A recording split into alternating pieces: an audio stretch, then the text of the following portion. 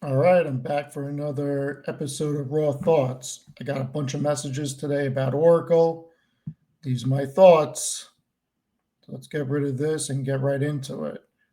So, Oracle was down almost 7% at one point today, based on a report that they generated roughly 900 million in revenue from rental of servers powered by the Nvidia chips that they're purchasing, and they only generate 125 million in gross profit. And this was quote unquote razor thin margins. Am I worried? Absolutely not. So this is a nothing burger in my opinion, and I'll explain why. Oracle is one of the only companies of the large big tech companies that has tapped the debt market to facilitate their future growth. So Oracle recently raised about $18 billion in the second largest bond sale this year. The other hyperscalers are not doing this.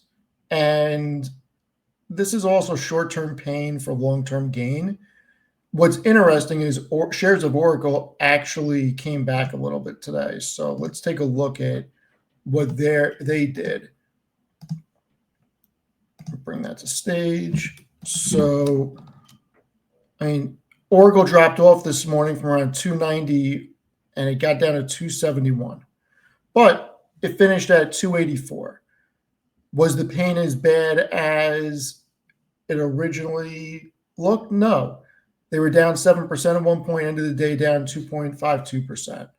Now, CoreWeave, on the other hand, finished down 3.75%, and their shares stayed down.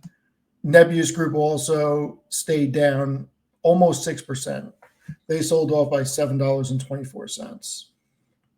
When I look at this, I keep going back to the fact that the majority of the hyperscalers are allocating their capex from increasing cash from operations.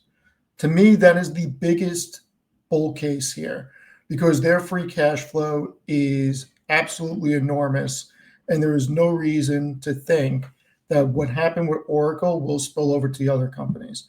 And when we look at what OpenAI announced with AMD yesterday, there's no reason to freak out over Oracle. At least I don't think so.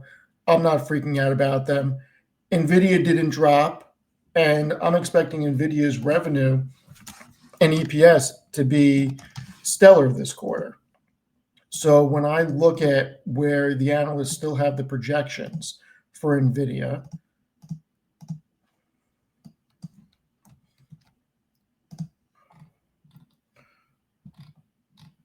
they're still projecting 58% year over year revenue growth this year and for them to exceed $200 billion. That's 55 analysts. And then 60 analysts are expecting for next year 33% year over year increase. What we saw from OpenAI yesterday, the deal with AMD, a couple of weeks after the explosive deal with NVIDIA, there's a massive arms race for compute. And I just don't think that the bears understand what is actually happening here.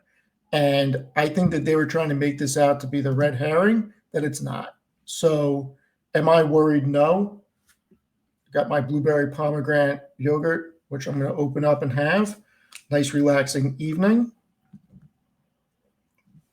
Stuff is so good. I don't know why you guys make fun of me about it. It is delicious. But this is, to me, a nothing burger. We have earnings in a couple of weeks. Let's see what everybody announces. I am still predicting Jassie's going to come over the top.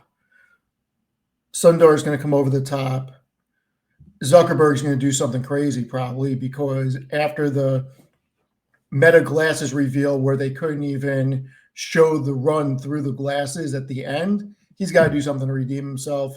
He's already said he'd rather lose a couple $100 billion than miss out on the train. So, yeah, the markets are going to fluctuate a little bit. So what?